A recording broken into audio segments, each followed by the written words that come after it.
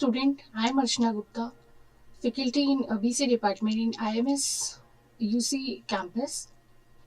Today I am going to discuss a very important topic in computer networks, that is OSI model. So before discussing the OSI model, I want to discuss the normal process of the sending a letter from sender to receiver. First of all, the letter is written, put in the envelope, and dropped in the mailbox. The letter is carried from the mailbox to the post office, and the letter is delivered to the carrier by the post office. Now, this process is done at the sender side. Again, if you want to send the letter from sender to the receiver, the letter from the post office received at the initial level from the sender to the receiver. The letter is delivered from the carrier to the post office. Letter is carried from the post office to the mailbox, and then letter is picked up, removed from the envelope and read. So this is a process from sending a letter from one side to another side. In the same way, OSI model is working over here. First of all, I will discuss the layer task. We use the concept of the layer in our daily life. Uh, as we have discussed in the last example, sending a letter from one device to another device, two friends who communicate through the postal mail.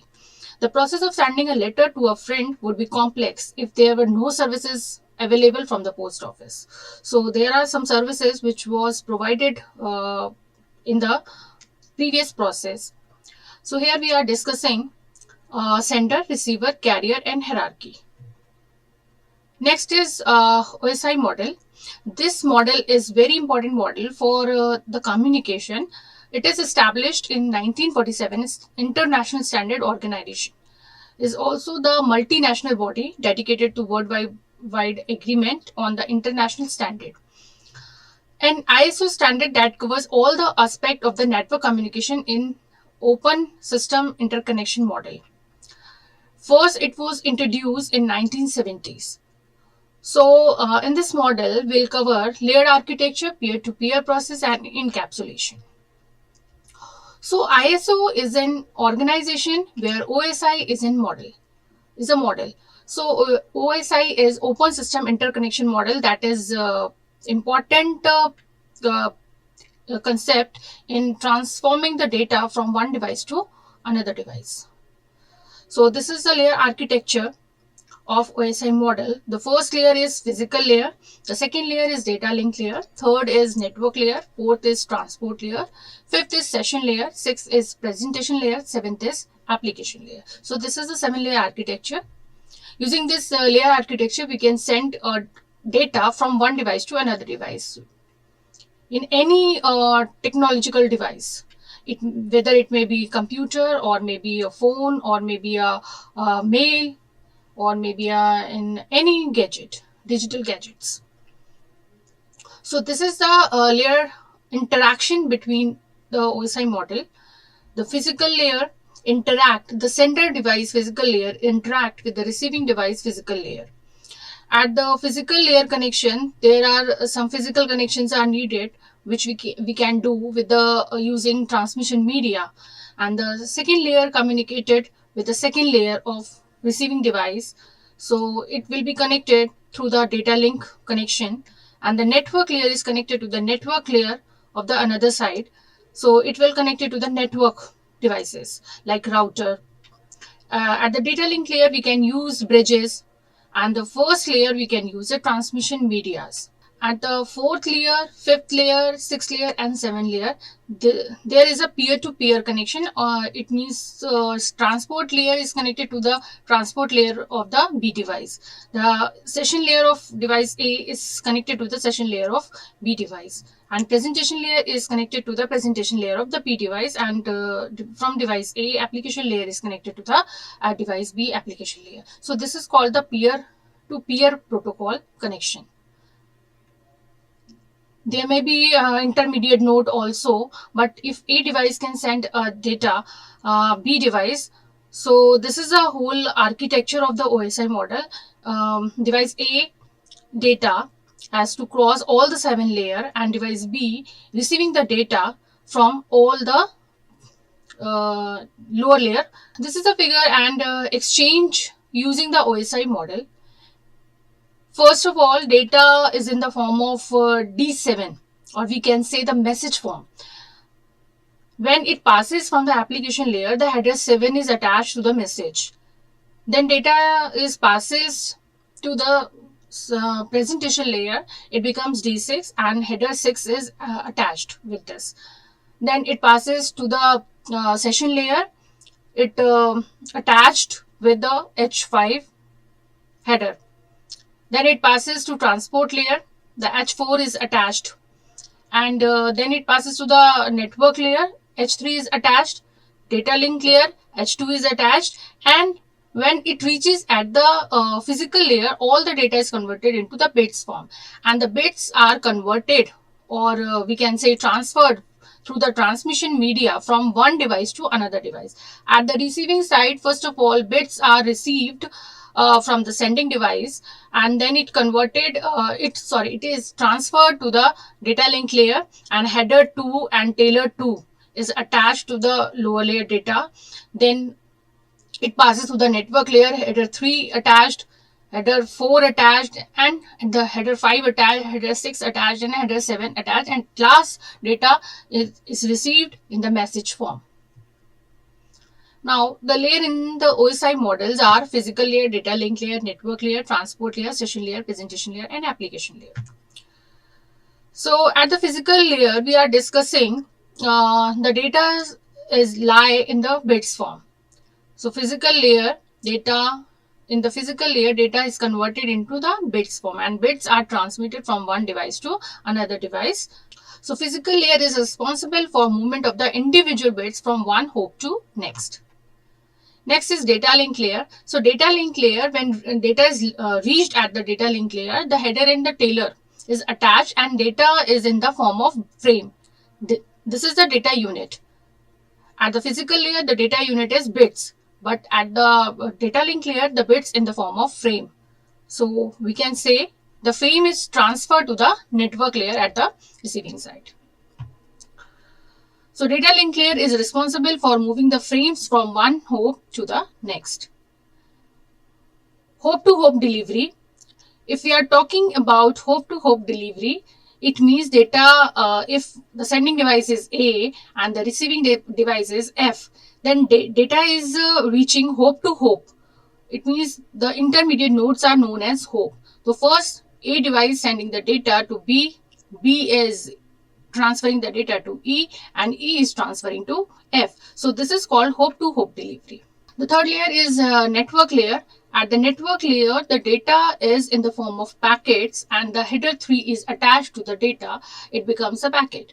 So, from the transport layer, at the sending side, the transport layer transferred the data to the network layer, and network layer transferred to the data link layer. And at the receiving side, it receives the data from the data link layer and transfer to the transport layer. So, the network layer is responsible for delivering of individual packets from the source to destination host.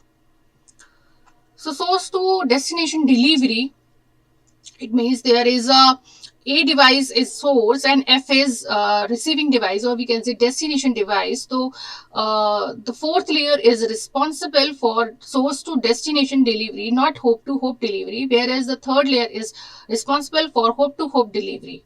So, there may be some routers which are responsible for hop to hop delivery, but in the transport layer, there are two protocols which are working on that layer, that is transmission control protocol and UDP user datagram protocol, that is responsible for source to destination delivery.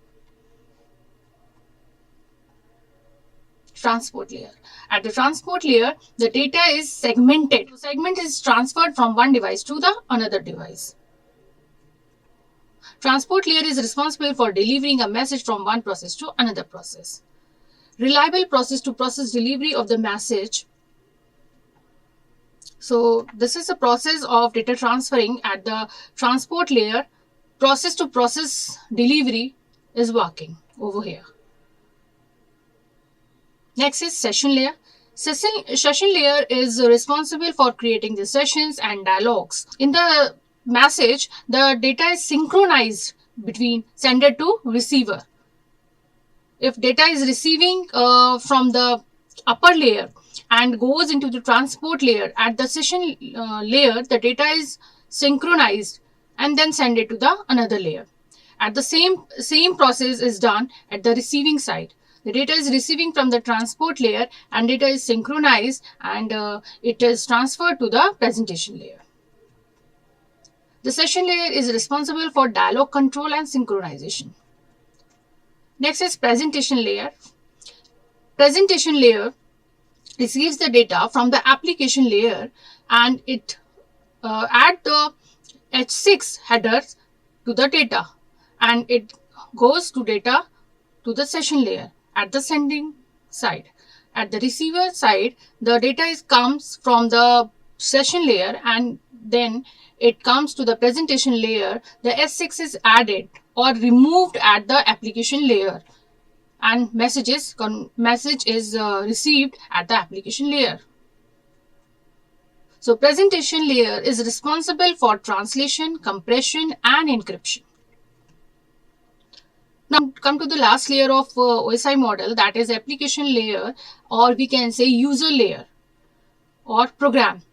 At this layer, the user interact with this layer and it writes their program or their something else in the documentation form.